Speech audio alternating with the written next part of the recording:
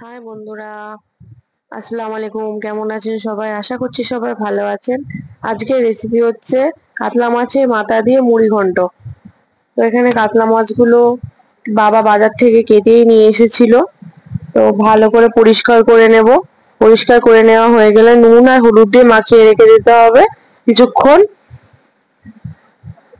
দেখতে পাচ্ছেন মুগের ডাল দিয়ে মুড়ি ঘন্টটা হবে। কড়াই এখানে বসিয়ে নিয়েছি। এই মুগের ডালগুলো দিয়ে ভালো করে ভেজে নিতে হবে, নেড়ে চেড়ে লাল লাল করে নিতে হবে।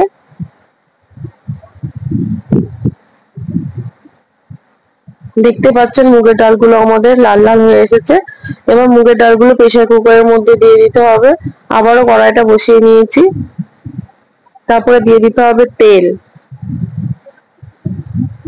এখানে প্রেসার কুকারে মুখ লাগিয়ে ডালটাকে সেদ্ধ হতে দিয়ে দিয়েছি।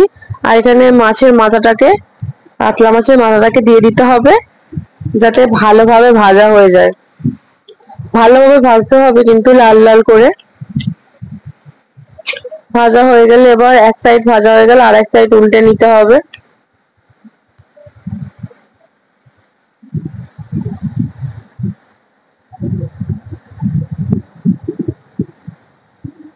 ভেজে নেড়েছে এবার আমি তুলে নিচ্ছি মাছের মাথাগুলোকে। এখানে আছে পেঁয়াজ, আদা রসুনের পেস্ট, লঙ্কার গুঁড়ো, লবণ, জিরে, তেজপাতা, গোটা গরম মশলা, হলুদ। এখানে দিয়েছি প্রথমে তেজপাতা, তারপরে গোটা যে গরম মশলাটা ছিল ওটা, তারপরে দিয়ে দিচ্ছি শুকনো লঙ্কা আর পেঁয়াজ। এগুলো একসাথে দিয়ে ভালোভাবে ভেজে নিতে হবে।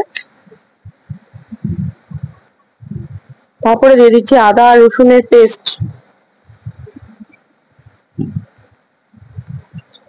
তারপরে দিয়ে দিচ্ছি হলুদ। একে একে সব মশলাগুলো দিয়ে দেবো।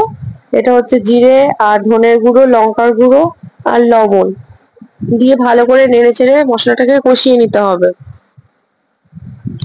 এখানে আমাদের কষানোটা রেডি হয়ে গেছে। এখানে সামান্য কিছুটা জল অ্যাড করে মাছের মাথাগুলো দিয়ে দেব। দিয়ে মাছের মাথাগুলো দিয়ে একসাথে কষিয়ে নিতে হবে বেশ কিছুক্ষণ। মাছের মাথাগুলো কষানো হয়ে গেলে দিয়ে দিতে হবে সেদ্ধ করা ডালটা। আমি ডাল সেদ্ধ করার সময় কিন্তু কোনো ধরনের মশলা কিংবা লবণ ইউজ করিনি, এখন দেবো বলে। তারপর এখানে জল দিয়ে দিচ্ছি। মশলাটার ভেতরেই লবণ দিয়ে দিয়েছিলাম, সেই জন্য ডাল সেদ্ধ করার সময় লবণ দিইনি। এখানে দিয়ে দিচ্ছি গাওয়া ঘি, বাড়িতে তৈরি করা আমাদের এটা।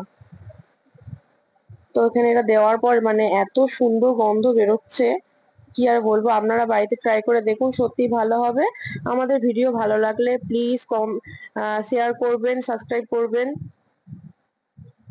যাতে আরো সবাই দেখতে পারে। Thank you for watching.